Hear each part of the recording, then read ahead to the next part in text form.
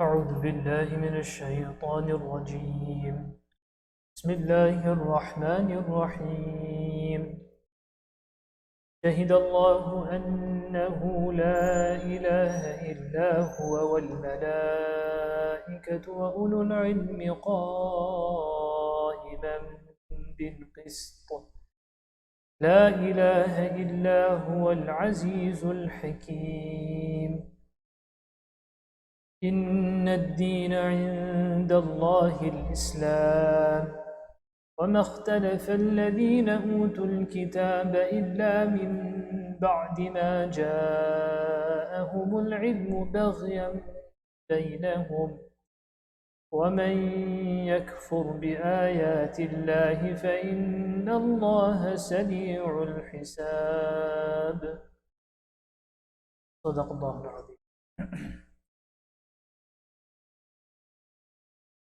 At the time of Rasulullah, in one incident at one time, two scholars of Christianity, two Christian scholars, had come to Medina Munawwara from Sham. Sham in the Levant, Syria, the area which is known today as Syria, around that area. They were Nasrani, they were Christian, they were scholars, Rahib amongst them. So when they came to Medina Munawwara, they said to one another, one of them commented that this area, this place, seems to be very close to what has been revealed regarding where the Nabi Akhir Zaman will come, and what we know of from our books. So then after that, they heard that there is some man over here that is claiming nubuwah, prophethood. So they were shown towards Rasulullah. So they came to him and they asked him that, is your name Muhammad? So he said yes. Is your name Ahmad? He said yes. And both are names of Rasulullah, Muhammad and Ahmad. Quran Kareem, Ahmad is mentioned regarding Rasulullah. After that, they said, okay, we will ask you one question, one trivia question. If you can answer regarding the Quran Kareem, if you answer it correctly, we will believe in you, and we'll believe in the message that you bring. So they asked that, what is the greatest testimony given in the Quran Kareem? Which verse of the Quran Kareem has the most emphasis in giving a testimony? So then this ayah of the Quran Kareem, verse 18 of Surah Al-Imran, was revealed. Shahid Allahu, that Allah Ta'ala, in the entire translation, Shahid Allahu, Allah Subhanahu gives testimony, annahu la ilaha illahu, that there is none worthy except Him, wal malaika, and the angels, wa ulul ilm, and ulul ilm. So we'll discuss what that means. So then this verse was revealed and they accepted. Yes, this is the greatest testimony that can be given from Allah subhanahu wa ta'ala Himself, wal malaika, the angels, wa ulul ilm. Now what does it mean for each of them to give testimony, that Allah ta'ala gives testimony to His tawheed? Yani Allah subhanahu wa ta'ala has created such signs, and Allah subhanahu wa ta'ala has created the world in such a way, and Allah subhanahu wa ta'ala has sent His Rusul, etc., and mu'jizat, upon miracles upon the hands of the Rusul, that it becomes self-evident, that Allah subhanahu wa ta'ala is one. That's what is meant by the witness, the testimony of Allah ta'ala. Yani by Him creating dala'il sarihah, clear signs, clear proofs in His creation, that this creation is so meticulously designed, it's so calculated, that obviously it cannot just be haphazardly done, it cannot be an accident, etc. Because Allah subhanahu wa ta'ala has created it in such a way that itself is sufficient for anyone who is min ulil albab. That person is impartial. If you're just in your decisions, if you're just and you want to gain the truth and you want to accept the truth, then a person will accept this wholeheartedly without any without stepping behind one at all. فَشَهِدَ اللَّهُ أَنَّهُ لَا إِلَهَ إِلَّا هُ وَالْمَلَائِكَةِ. Why are the malaika mentioned? Because the malaika, the angels of Allah Ta'ala, they see the celestial bodies, they see the heavens, they see what's upon the earth. After knowing all of this, after knowing the system of Allah Ta'ala, the takwini, the universal laws of Allah Ta'ala, witnessing all of these things, in the case of some who had even come to the Anbiya alayhi salatu wasalam, who bring wahi to the Anbiya alayhi salatu wasalam, when all of this is known to them, when they're giving testimony, so this is a testimony of a creation which is known. Which testimonies are accepted in court?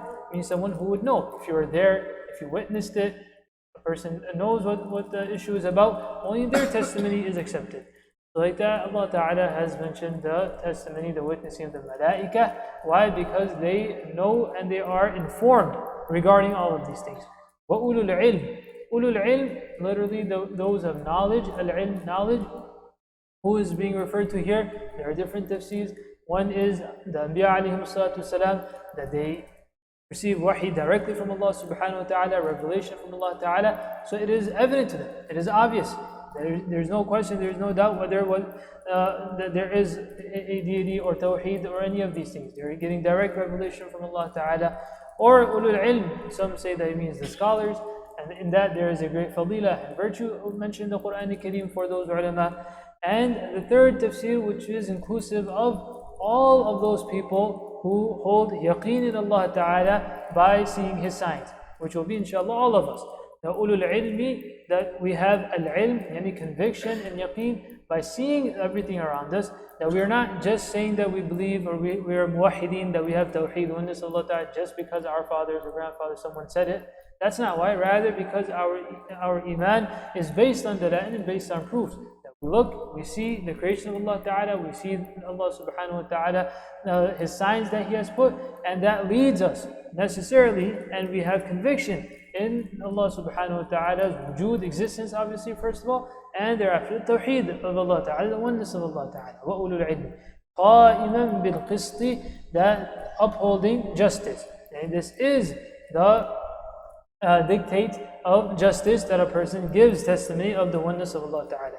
La ilaha illa huwa al-aziz al-hakim. There is no deity except Him, al-aziz, al-hakim, the most powerful, the most wise. Now the next question obviously that comes up is that after Allah subhanahu wa ta'ala's tawheed, what is a person supposed to do? What is accepted by Allah Ta'ala? And once you have iman in Allah Ta'ala, is there something else? Is there a way that a person should live their life, etc.? So the next verse of Al Imran, verse 19, إِنَّ الدِّينَ عِنْدَ اللَّهِ الْإِسْلَامِ. The only accepted deen by Allah Ta'ala is al-Islam. So two words here inshallah which we'll discuss. Number one, ad-deen. What does ad-deen mean? So ad-deen can mean one, a path, tariq, path. That's one translation. The other is a way of life. Both are which are very close. A way of life. So ad-deen yani the way of life. So that itself tells us that what Allah subhanahu wa ta'ala's commands and Allah subhanahu wa ta'ala's prohibitions and what we are responsible for in this world is a little broader than just certain worships, than just certain words that a person says.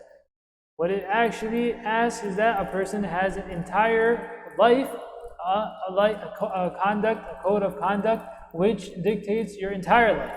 So ad-deen, the way of life. So that's inclusive of how you meet with people, how you deal with people, how you worship, who you worship, when you worship, what you eat, what you do not eat, what you say, what you do not say, how you deal when it comes to financial transactions, social transactions, your marriage, all of these things, that of any situation which comes upon a person, that will be dictated by al-Islam. Inna deen, indeed the only accepted way of life by Allah Ta'ala is al-Islam. Now what is al-Islam? Al-Islam means to submit to the will of Allah subhanahu wa ta'ala. So this translation, this tafsir of al-Islam is inclusive of all the deen of the Anbiya alayhi salatu wasalam. Every Nabi in this regard, yani if we take al-Islam in the sense of submitting to Allah subhanahu wa ta'ala, they're all Muslims. That's why Ibrahim alayhi salatu wasalam, Isa alayhi salatu wasalam, even in the Quran Kareem, that the word of Muslim for them is used. Or that they said that we are min al-Muslimin. Why? Because they also submitted to the will of Allah subhanahu wa ta'ala. So the deen which is by Allah ta'ala, deen refers to those ahkam, those commands which do not change. For example, the oneness of Allah ta'ala, everything to do with your belief, aqidah, that there will be a qiyamah, there will be a final day, to believe in all of them, to believe in all the books of Allah Ta'ala. This was unchanged. From Adam alayhi salatu wasalam all the way to Muhammad sallallahu alayhi wasallam, the last and final messenger of Allah Ta'ala, the Khatam Nubuwah. This has never changed. The crux of what is from Allah subhanahu wa ta'ala, deen, that has not changed. Different Anbiya alayhi salam would be given different shari'at. Shari'at is what changes. So in our shari'ah, for example, there are 5 salawat. In other shari'at, there might have been different amount of salawat that in our shari'at you give a certain amount of zakah. Perhaps in other shari'at there was a different hukum. In our shari'ah we have hajj, etc. So these are things which can change based on shari'at. So Rasul Muhammad was given a certain shari'ah, Musa was given a certain shari'ah, Isa Ibrahim. All of their shara'i' could be different, but the deen of each Nabi, and deen being explained over here as al-Islam, yani submitting to Allah Ta'ala, that does not change.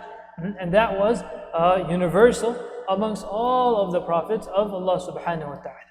Now over here, another point for us to understand and appreciate and to believe in rather, which is part of our aqidah, is that inna ad-deena 'inda Allah al-Islam, the only accepted way. What does it mean? Inna ad-deena 'inda, the only, not one of. It's not that one of the ways that it is accepted is by submitting to Allah Ta'ala. The only way that is accepted by Allah Ta'ala is submitting to Allah Subhanahu wa Ta'ala. So this ayah and many ayat of the Quran Kareem and many proofs reject the idea of perennialism. Perennialism is an idea, is a thought. Unfortunately, some Muslims nowadays who also want to propagate that, and that is that whoever believes in whatever, somehow they will be accepted by Allah Ta'ala. And you do your thing, you say Islam is right, someone else says something else is right, everything is accepted by Allah Ta'ala. The root of this fitna is not understanding Deen, Islam, and not being able to present something, and thirdly, having a sense of fear from people all the time. And also, at the same time, having an inferiority complex. These are the roots of this fitna. That a person is staying in an area, in a place where they want to be accepted by everyone. Someone looks at them in a certain way, they feel scared. Now all of a sudden they have to change their values. So now different thoughts and ideas a person wants to bring into Islam so that they don't feel bad about themselves or other people will be accepting of them. Problem is this, that doesn't change the truth by Allah Ta'ala.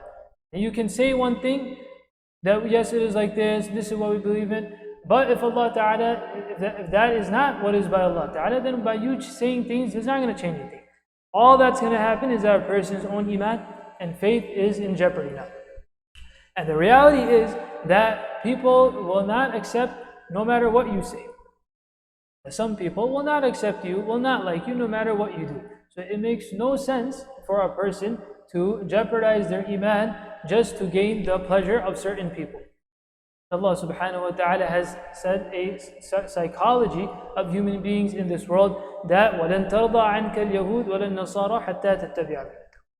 That neither the Jews nor the Nasara, meaning anyone, any different religion which differs from you, no one will be completely radi with you, will be completely happy with you until you don't leave your millah and follow their millah. حَتَّى تَتَّبِعَ مِلَّتَهُمْ, until you follow their millah.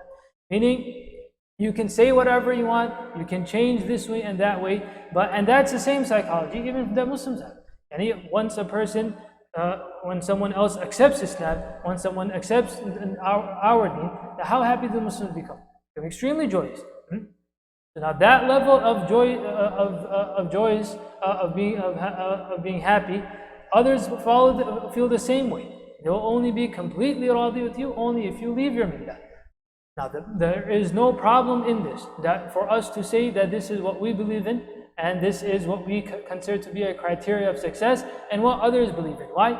Because what I believe in and what we consider to be a criteria of success does not put you at any risk in the sense of how I'm going to deal with you. Rather, the dictates of Islam will be that I am harmonious towards you.